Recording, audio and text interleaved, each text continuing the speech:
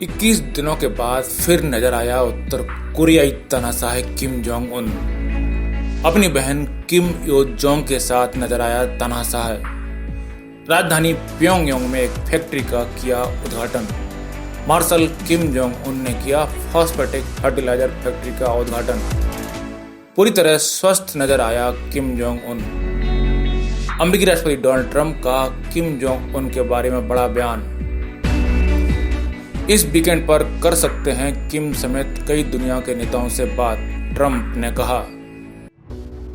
America के राष्ट्रपति Donald Trump का कहना है कि वह इस हफ्ते उत्तर कोरिया के तानाशाह किम जोंग उन से बात कर सकते हैं।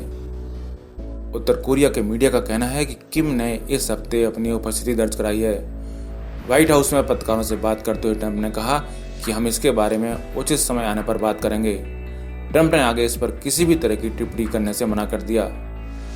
ट्रंप ने कहा कि वह इस हफ्ते के आखिर में कैंप डेविड जाएंगे और कुछ विदेशी नेताओं के साथ बैठक और फोन पर बातचीत करेंगे।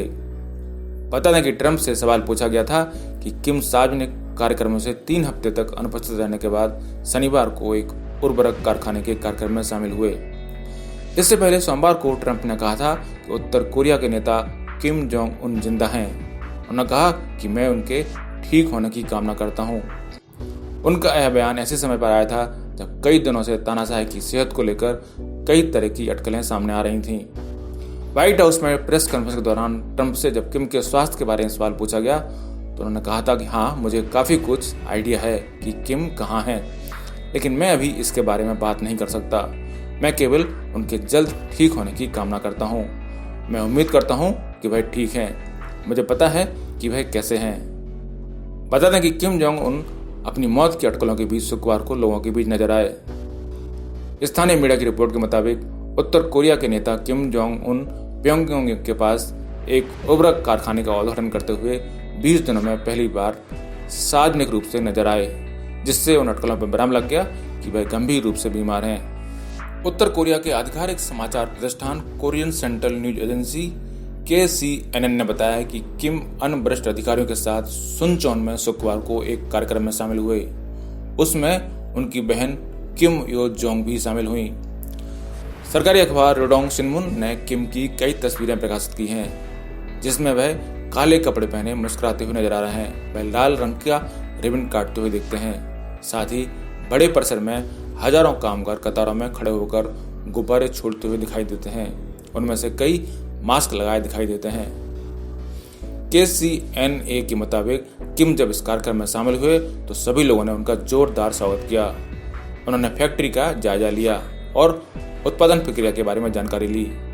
रिपोर्ट में कहा गया कि इस दौरान किम ने कहा कि यदि उनके दादा और पिता यह खबर सुनते कि आधुनिक फॉस्फेटिक फर्टिलाइजर फैक्ट्री बनकर तैयार हो गई है तो उन्हें बहुत खुशी होती।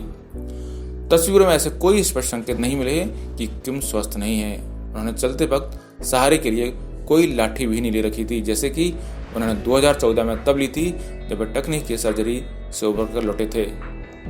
हालांकि एक तस्वीर में उनकी ग्रीन इलेक्ट्रिक गाड़ी दिखी, जो वैसे ही वाहन है जो उन्होंने 2014 में इस्तेमाल किया था।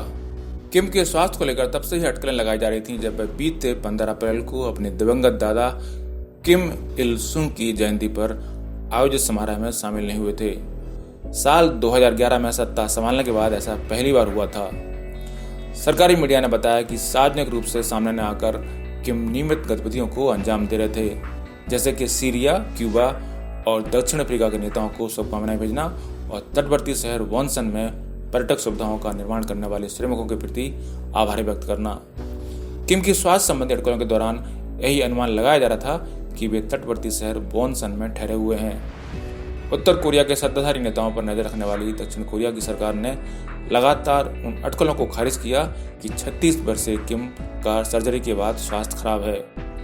दक्षिण कोरिया के राष्ट्रपति मून जे इन के कार्यकाल ने कहा था कि उन्हें उत्तर कोरिया में किसी भी असामान्य संकेत या उसके शासक दल, सेना और कैबिनेट द्वारा किसी भी आपातकालीन प्रतिक्रिया का पता नहीं चला है।